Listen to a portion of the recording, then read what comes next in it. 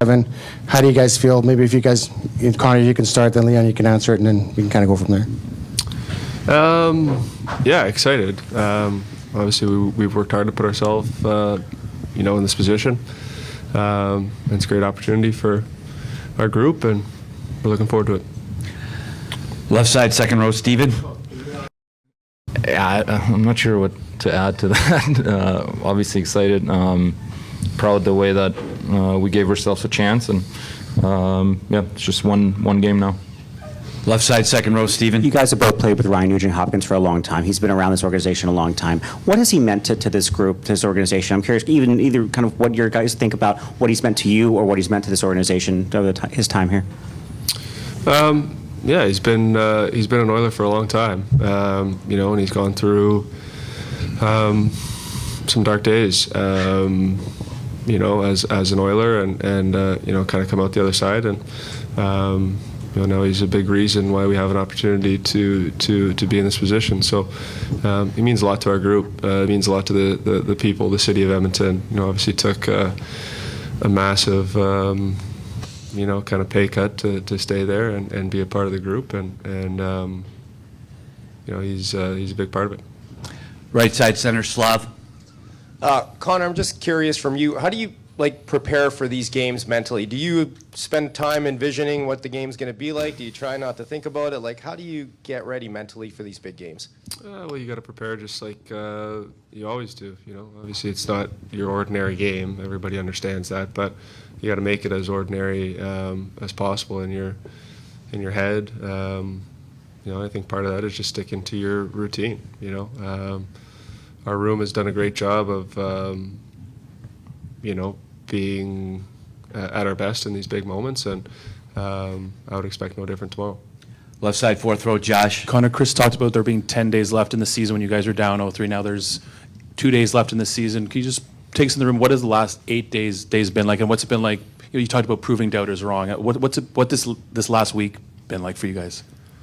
Yeah, it's been fun. Been fun to be a part of. The group has played some of our best hockey over the course of the last 7-8 days. So we feel good about where things are at. But with that being said, it comes down to one game. Left side, second row, Dan. Leon, the big picture of all this is you guys have an opportunity to do something that hasn't been done since World War II. And I'm just, since 1942, you probably are in that one game mindset. But have you allowed yourself to think of the magnitude of the big picture of this and what is available now for you guys to accomplish? I mean, I think we're all human and we're aware of the situation and what we've accomplished so far. But I think if you go past that, it just at the end of the day comes down to one game. We have to focus on winning one hockey game on the road and play our best. And everything else, all the stories, will take care of itself after. We'll go second row, right side, Daniel. I guess I'll address this to Connor. I just wonder if you can describe the journey to get to this point. And I'm not talking about this year. I'm talking about, you get drafted first overall. Within 2 years, you guys are in the playoffs in the second round, deep in the second round. And it takes a while, right? What is that like to go through, a few years of getting to this point? I could do a lot with that question. That's a pretty broad question. What's it like? It's been a long road to get to this point.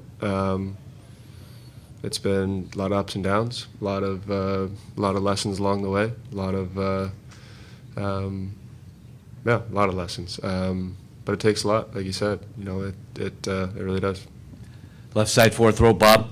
Connor, how important is it, just over here, how important is it just to remain even keel? I mean, not sit there and ride the highs, ride the lows, but just sit there and is Chris maybe assisted in that process? Does that come from the players? Does that come from the coach? You, as you said, you have to stay even keel.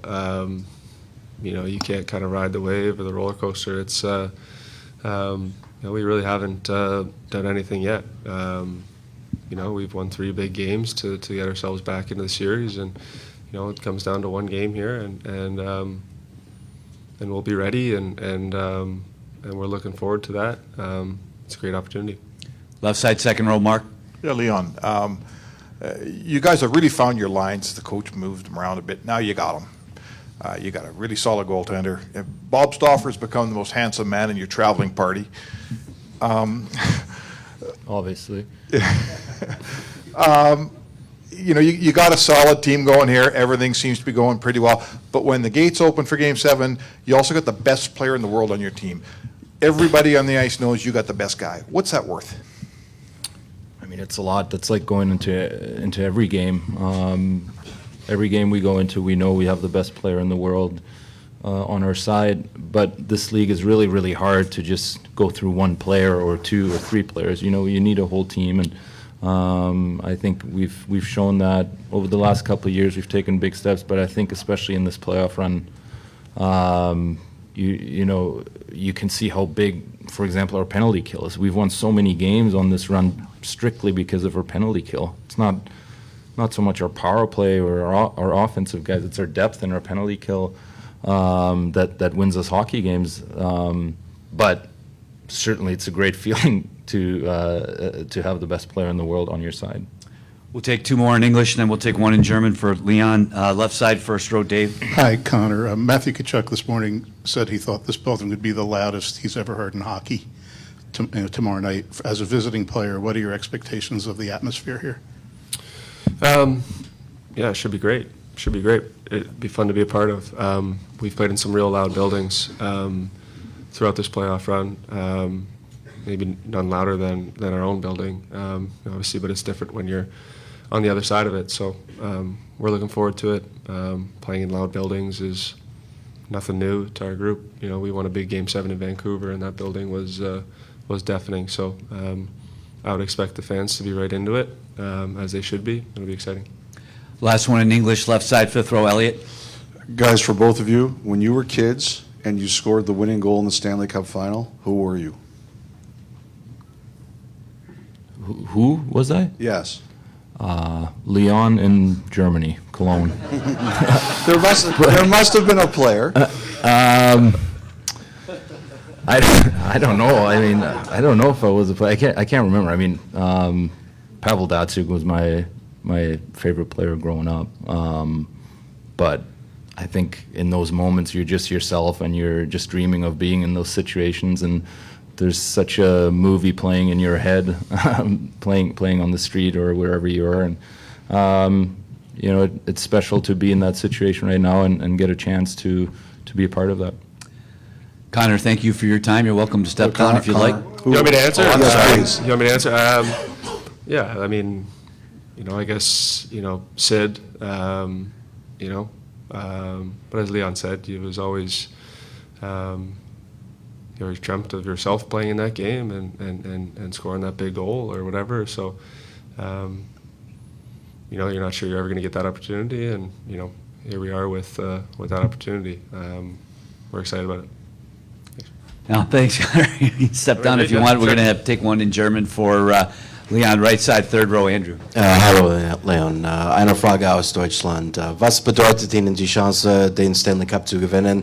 Und haben Sie schon einmal darüber nachgedacht, ihn nach Köln zu bringen?